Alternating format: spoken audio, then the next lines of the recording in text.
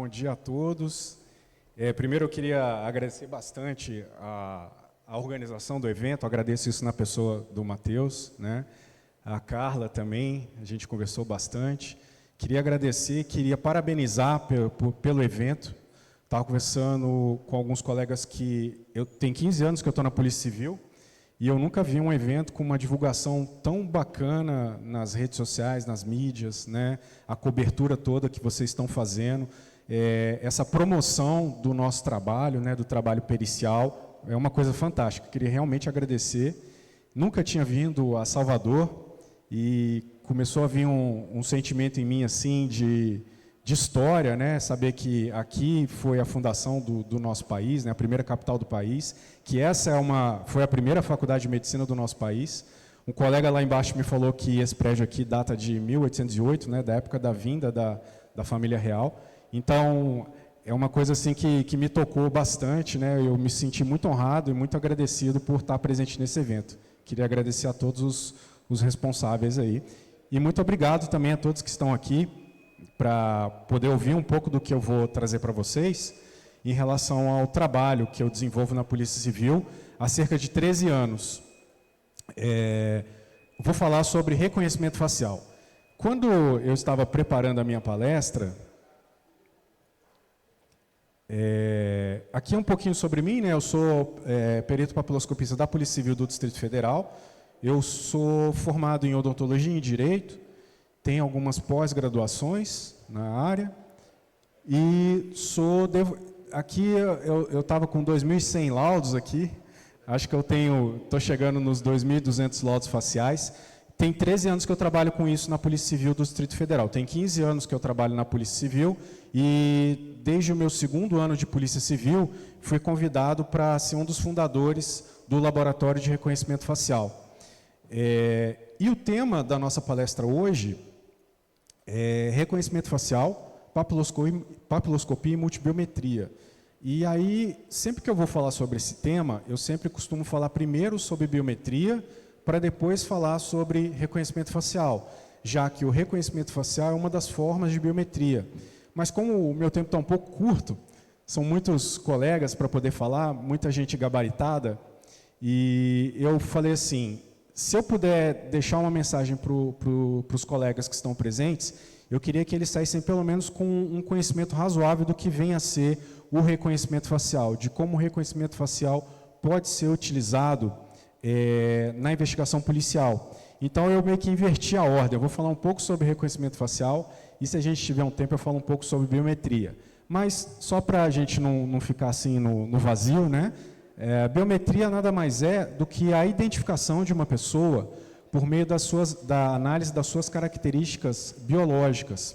Então, muitos colegas trabalham com papiloscopia, com análise das impressões digitais, né? Então, as impressões digitais são um traço invariável, imutável, de uma característica biológica, anatômica, que, por meio da sua análise, da análise dessas impressões digitais, eu posso chegar a identificar uma determinada pessoa. Então, a biometria nada mais é do que isso, uma forma de autenticação, de identificação de uma pessoa por meio da análise das suas características, que pode ser o DNA, né, que é uma característica físico-química, vamos dizer assim, a impressão digital, que é uma biometria anatômica, a face também é uma biometria anatômica. É claro que a face, ela não é como a papiloscopia no que se refere à imutabilidade das suas características, né? A face, a gente sabe que ela se altera bastante com o passar do tempo. A face, a gente tem mais ou menos 2 fases que a gente divide. A gente tem o crescimento facial, quando a criança nasce, o bebezinho, então aquela face de bebê ela vai crescendo e se desenvolvendo, ela se estabiliza por volta ali de 20 anos de idade, e a partir dos 20 anos de idade, a gente começa a dizer que começam a se instalar os processos de envelhecimento facial. Então, por ter essa característica de dinamicidade, de alterabilidade com o decorrer dos anos, a face ela não é tão, vamos dizer assim, precisa com relação à impressão digital. É claro que isso vai depender bastante das condições de captura da minha imagem e das condições de temporalidade das imagens para poder ter um resultado melhor ou pior no que se refere ao exame facial. Mas mesmo que consideradas essas peculiaridades dessa biometria facial, a face, ela ainda assim, ela pode fornecer valiosos resultados para a investigação policial. O que a gente precisa ter em mente é que reconhecimento facial, ela na verdade é uma espécie de um gênero maior, que é o gênero exame de comparação facial. Então, o exame de comparação facial, ele se divide em comparação facial propriamente dita, que é o que a gente denomina por confronto 1 para 1, que ocorre quando o delegado de polícia, a autoridade investigativa, a autoridade presidente do inquérito policial, ela nos encaminha um suspeito. Por que ela tem um suspeito? Porque, às vezes, ele recebeu uma denúncia anônima, às vezes, naquela região que aconteceu aquele crime, já existem pessoas ali que costumam cometer aquele tipo de crime, às vezes o reconhecimento de uma testemunha, de um vizinho, os próprios colegas, né, os canas, como a gente fala, os colegas investigadores, escrivães, às vezes conhecem aquele criminoso, então chega essa informação para a gente. Olha, eu tenho uma imagem aqui que eu acho que quem cometeu o crime foi o João da Silva. Então a gente faz esse trabalho pericial, que a gente denomina de comparação facial, que seria o confronto 1 para 1. E temos aqui o tema de hoje, que é o reconhecimento facial. Então, o reconhecimento facial é uma espécie de um gênero maior de comparação facial. E no que consiste o reconhecimento facial? O reconhecimento facial, ele é o que a gente denomina de confronto 1 para N. O confronto 1 para N, ele vai requerer, né, vai ser necessário, é imprescindível o uso de uma ferramenta de busca automatizada. Eu preciso de um computador, eu preciso de um software para poder fazer esse trabalho. E no que consiste o reconhecimento facial? O reconhecimento facial nada mais é do que ter uma imagem de um provável criminoso. No caso, a gente está trabalhando aqui com investigação policial, né? Então a gente está trabalhando mais na área na seara criminal. Mas o reconhecimento facial pode ser utilizado para várias funções. Mas, para terminar de explicar aqui o assunto em relação à investigação. Então, tem uma situação de um crime, foi filmado.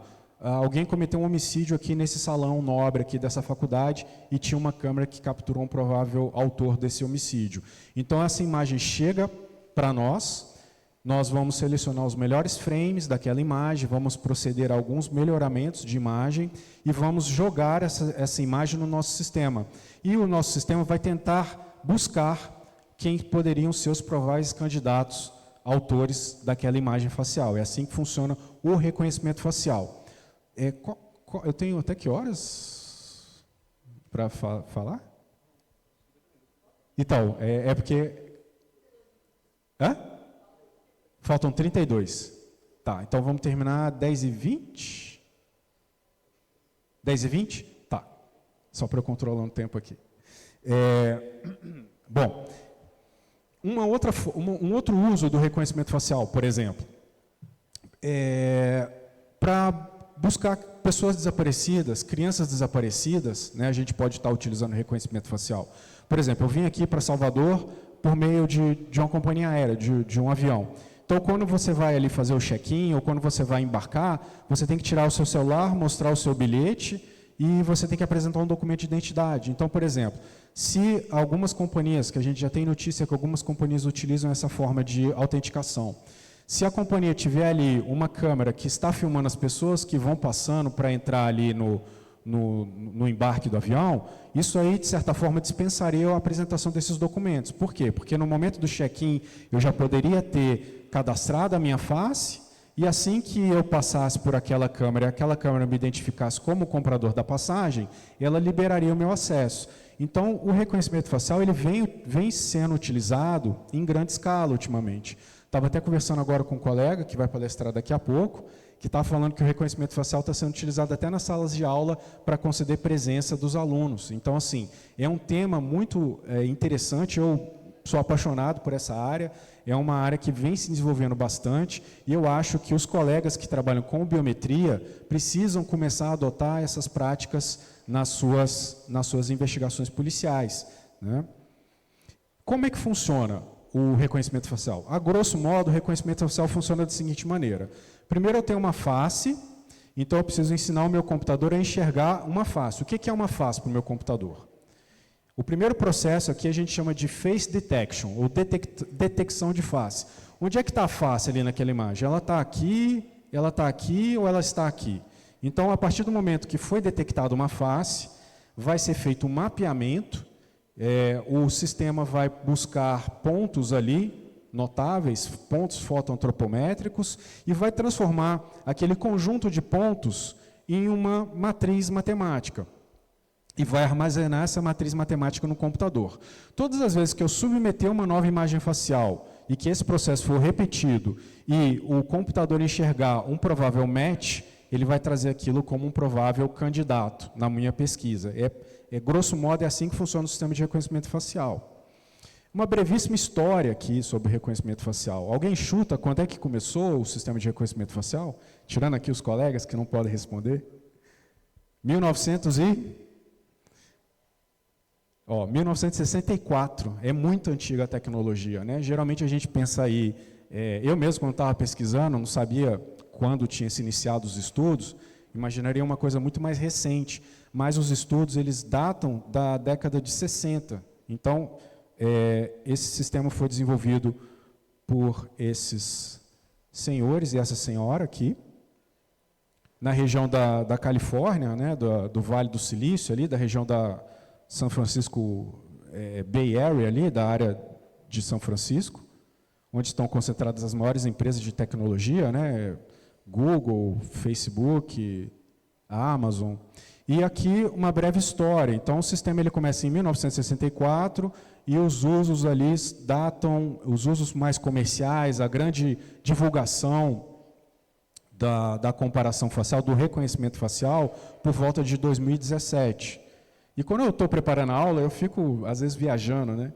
E aí eu estava estudando que esse projeto passou pelo sistema DARPA, e o sistema DARPA foi o mesmo sistema, a mesma agência de pesquisa norte-americana que desenvolveu a internet.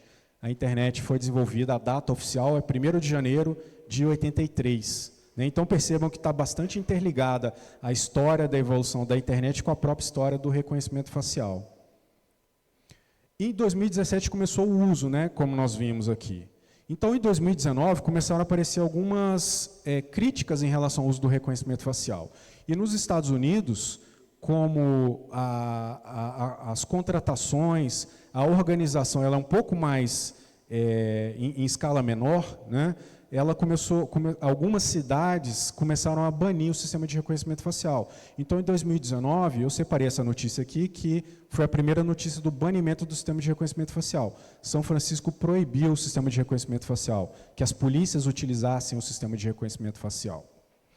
E, pegando esse gancho, né, da proibição do sistema de reconhecimento facial, todas as vezes que eu palestro, tem muitos colegas que acompanham o nosso trabalho, né, estão sempre nos congressos e tudo, e por uma questão assim de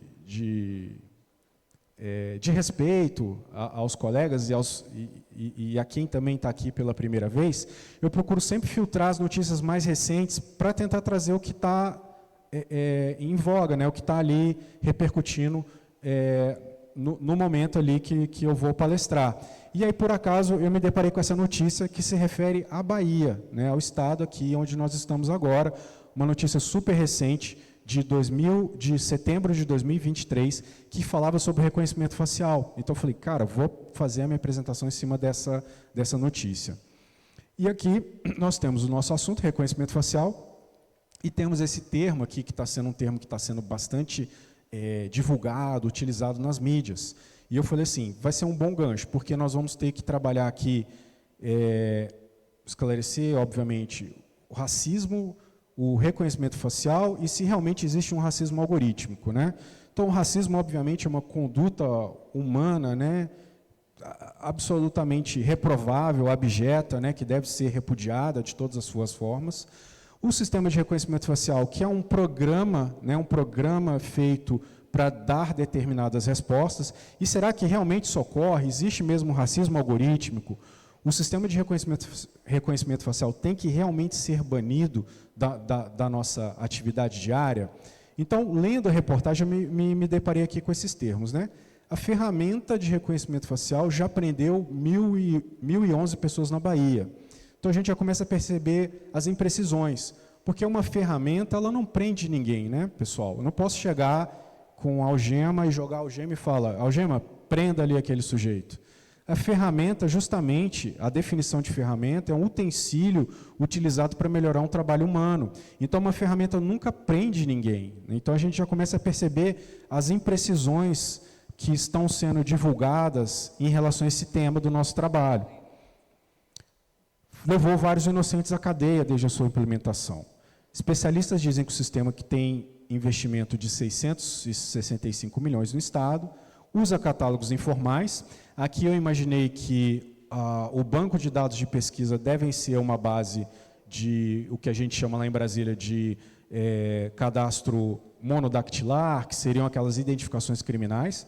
Não vejo problema no uso desses catálogos informais também, desde que seja uma base ali que tenha uma certa confiabilidade em relação à autenticidade dos dados biométricos, e é fundamentado no racismo algorítmico, né? Ok, eu vou adiantar aqui, porque o nosso tempo está um pouquinho curto. Então, é de uma informação importante, né? Então, eu falo assim, o sistema é notoriamente racista e dispendioso que vem sendo banido em diversos países, mas o governo insiste em aplicar no Estado. O que nós sabemos que não é uma verdade.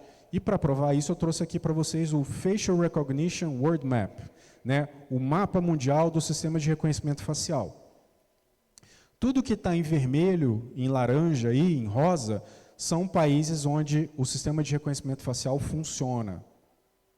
Só para vocês entenderem aqui a legenda, né, o que está em vermelho está em uso, o que está em laranja está aprovado para o uso, mas ainda não está implementado, o que está banido está em verde, e o que está em azul foram onde os pesquisadores não conseguiram informações.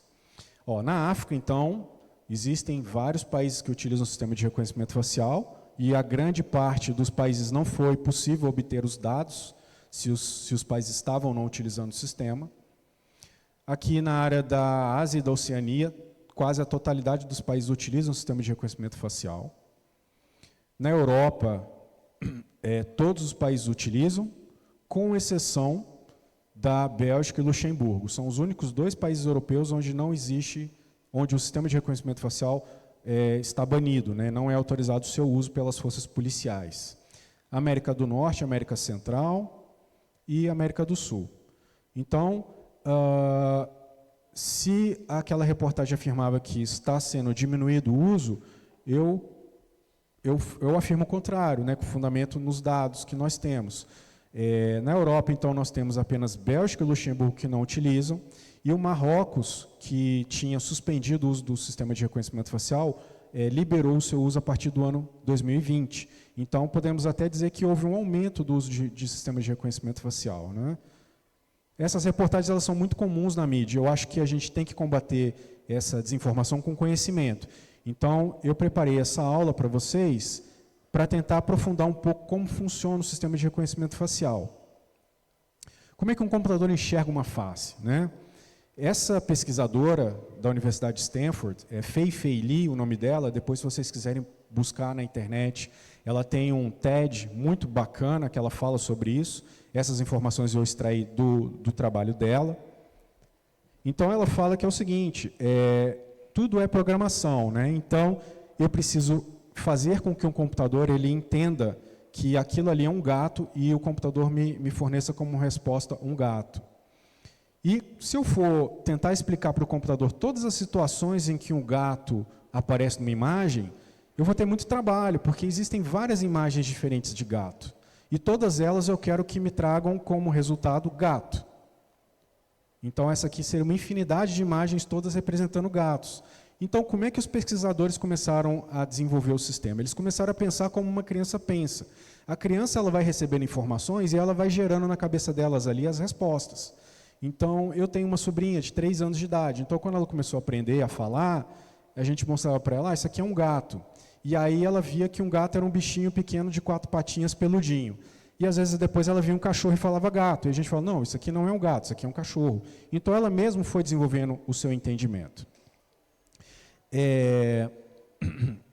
Os pesquisadores começaram a ter essa ideia de que seria melhor tentar explicar para o computador como pensar, para que ele mesmo chegasse às suas próprias conclusões, porque tentar programar todas as possíveis situações seria impossível. Então, aqui, temos aqui um exemplo de como que um desses sistemas foi desenvolvido. Essa linguagem de Python. O pesquisador ele pegou duas pessoas muito parecidas,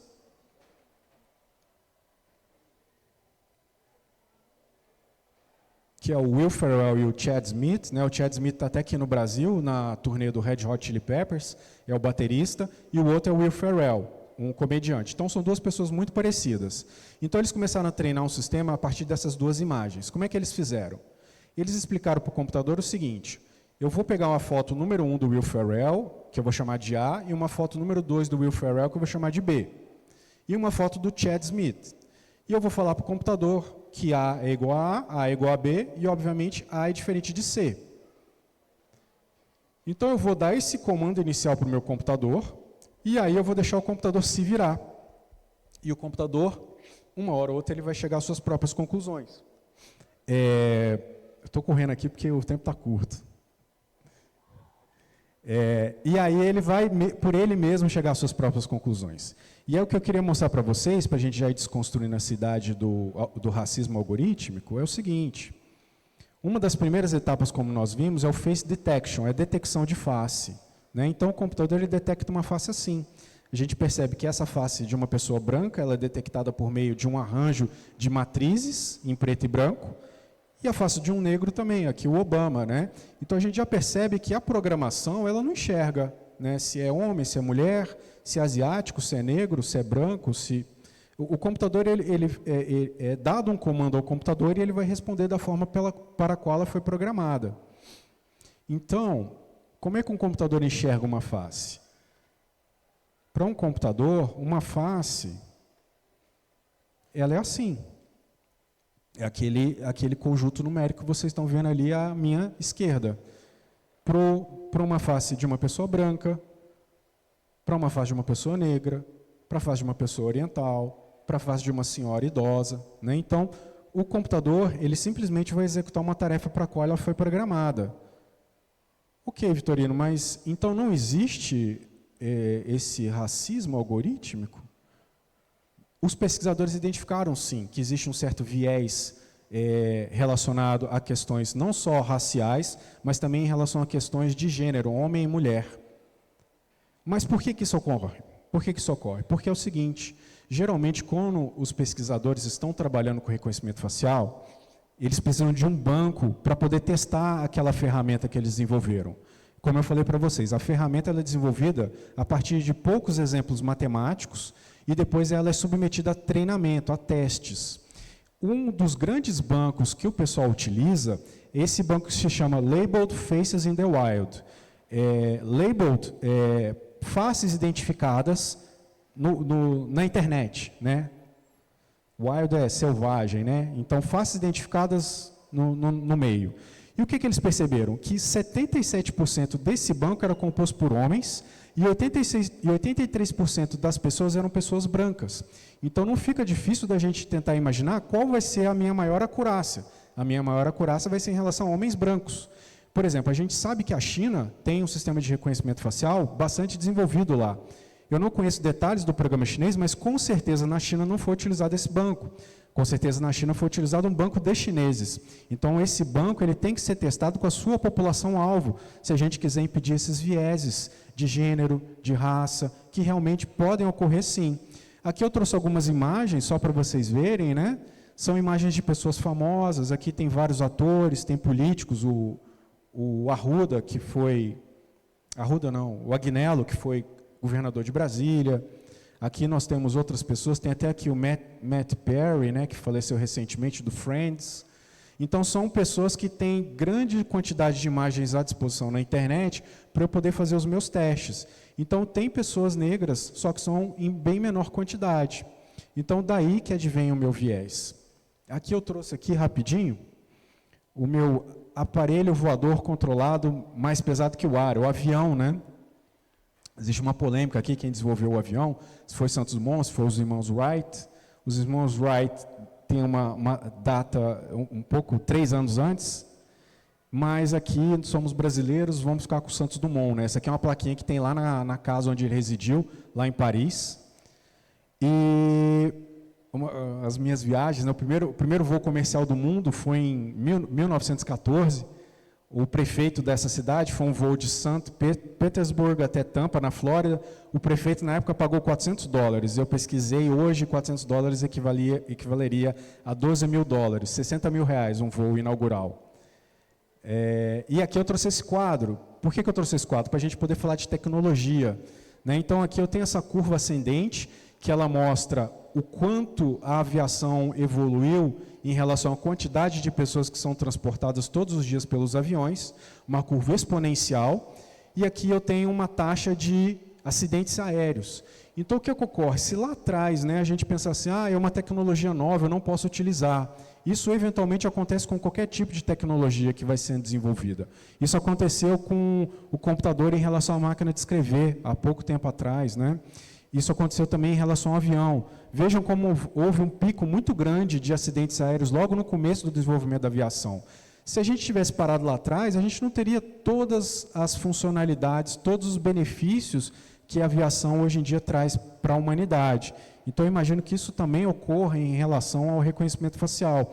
O reconhecimento facial nada mais é do que uma ferramenta, e ela precisa ser bem utilizada. E, obviamente, o abuso no uso dessa ferramenta, ele tem que ser combatido, né? Ele tem que ser punido. Então, eu imagino que o reconhecimento facial, ele veio para ficar, e nós precisamos aprender a trabalhar melhor com esse banco de dados, com essa ferramenta que nós temos, com bancos de dados adequados. E, para tentar finalizar aqui, em Brasília, como a gente estava no processo de licitação para contratar uma ferramenta de busca facial, e a gente sabe que procedimentos licitatórios são demorados, o que a gente fez? A gente desenvolveu o nosso próprio sistema. Então, no ano de 2019, nós fizemos o nosso primeiro laudo de reconhecimento facial, com um sistema desenvolvido em Brasília, no Distrito Federal, dentro da minha equipe, que eu chefiava na época. E a história, bem rapidamente, esse rapaz agia junto com o comparsa. Eles faziam um sequestro relâmpago, mantinham o taxista, o motorista do Uber, dentro do veículo, trancado no porta-mala, pegavam o cartão de crédito dessa vítima e faziam compras no comércio local. Em um desses comércios, os colegas investigadores conseguiram imagens de onde utilizou o cartão da vítima. E aí eles mandaram a imagem para a gente. E aí percebam que o rapaz estava de boné e de capuz, e mesmo assim a gente conseguiu identificar ele com o sistema de reconhecimento facial. O sistema era bem rudimentar na época, né? E aí nós chegamos à identificação. Bom, então quer dizer que o exame facial forense é tranquilo, né? Não, né? A gente tem vários problemas em relação a isso. E para finalizar essa minha palestra, eu vou trazer esse caso aqui para vocês. Esse caso aqui foi um furto em um escritório de um partido político lá em Brasília, na área central de Brasília. Acho que eles levaram mais de $50 mil na época, celular, um monte de coisa. Foi um furto cometido por várias pessoas. Aqui nós separamos alguns frames, então você já começa a perceber os vieses que a gente tem em relação ao reconhecimento facial. A imagem da mesma pessoa com distorções distintas, né? Então a gente sempre se depara com esse tipo de dificuldade no nosso trabalho, causado pelas capturas, pelas instalações das câmeras, pelas resoluções das câmeras. E esse era o único rapaz que não tinha sido identificado ainda. Quando nós jogamos a imagem no sistema, qual foi o meu primeiro resultado? Foi esse rapaz aí. Parece com ele? Parece, né? Então percebam que o sistema ele não pode trabalhar de maneira isolada, sem a operação de um operador humano. Porque se eu fosse apontar já como o autor, o primeiro candidato, eu já estaria incorrendo em erro. Então, a intervenção de um profissional treinado é muito importante quando a gente está utilizando o reconhecimento facial. Então, eu descartei esse, mas eu cheguei nessa pessoa aqui. O que vocês acham? Parece demais, né? Peguei uma imagem de perfil aqui, olha lá como é parecido. E aí eu falei, cara, achamos o outro criminoso. Mas, como eu falei para vocês, foi um fato praticado por vários autores. Os 2 primeiros autores já tinham sido identificados. E quando a gente estava na iminência de mandar o laudo do tal do Rafinha, eu lembro até hoje o nome dele, aí eles falaram assim, não, o Rafinha, os caras já falaram que o outro autor lá é o tal do Rafinha, não era o seu candidato que você apresentou para a gente. O candidato que o sistema nos trouxe era essa pessoa aqui, e o candidato verdadeiro era esse daqui. Eu acho que o meu candidato é muito mais parecido, não é? Muito mais parecido o candidato que o sistema trouxe do que o verdadeiro autor. Então percebam como é complicado a gente trabalhar com o sistema de reconhecimento facial, né? Até por isso que a gente dificilmente dá um resultado assertivo de 100% no reconhecimento facial. Os manuais internacionais, eles recomendam que nós nunca devemos dar resultados de 100% quando estamos trabalhando com reconhecimento facial.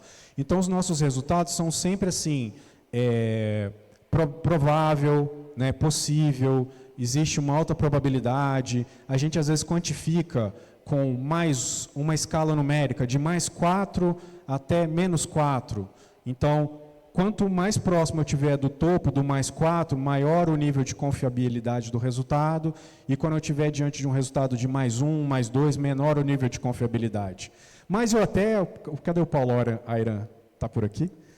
Paulo Airan, da Federal. A gente já teve alguns embates acadêmicos, técnicos, científicos.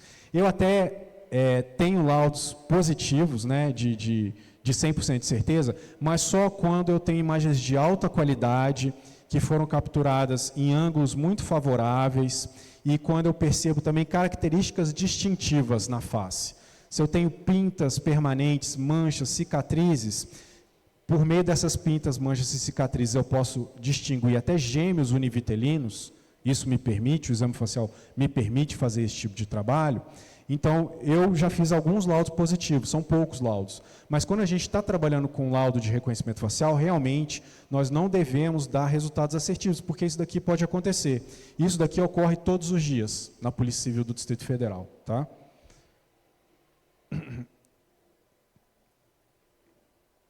Uma forma da gente estar evitando esse constrangimento, que a gente sabe que realmente pode ocorrer, né? Se a pessoa ela é uma pessoa inocente e se a foto dela apareceu no resultado de reconhecimento facial da Polícia Civil, da Polícia Militar, existe uma forma da gente tentar diminuir esse constrangimento da pessoa. Como que a gente pode fazer? O sistema de reconhecimento facial ele pode funcionar como um filtro maior, e sempre que aparecer um provável candidato ali, tem um mandado de prisão em aberto, o que os colegas em campo podem fazer?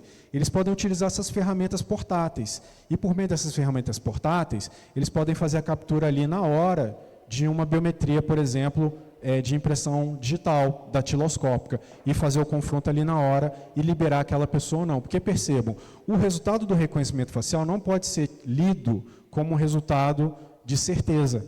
Então, uma forma da gente estar minimizando a exposição dessas pessoas, que realmente é constrangedora às vezes, é tentar utilizar, associar uma outra biometria à minha biometria de reconhecimento facial. Então é isso, pessoal. Acho que eu vou encerrar por aqui. Acho que a mensagem foi passada para vocês.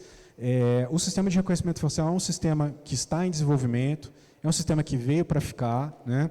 Eu acho que nós precisamos entender um pouco melhor como o sistema funciona, precisamos também normatizar algumas coisas para o uso do sistema de reconhecimento facial, mas o que a gente tem que ter em mente é que o sistema é simplesmente uma ferramenta, né? Então, essa ferramenta, às vezes, ela vai ser útil e, às vezes, não. Então, é uma ferramenta que precisa ser estudada e compreendida melhor, mas eu acho que é uma ferramenta que não pode ser removida do rol de ferramentas da polícia técnico-científica. Eu acho que é uma forma muito boa de investigação policial. Nós já solucionamos casos dificílimos na Polícia Civil do Distrito Federal, inclusive homicídios, inclusive estupros, crimes graves que foram cometidos contra as pessoas. Então, acho que nós podemos e devemos utilizar essa ferramenta. Eu fico à disposição de vocês todos, tá? Se quiserem falar comigo, Eu passei meu contato para alguns colegas, mas vocês podem pegar meus contatos também com a organização do evento, para tirar dúvidas, para a gente trocar figurinhas, como a gente diz. E agradeço aqui mais uma vez, enormemente, a oportunidade que me foi concedida aqui para falar um pouquinho sobre o nosso trabalho para vocês e a organização também na figura do Matheus Beré aqui. Muito obrigado a todos, pessoal.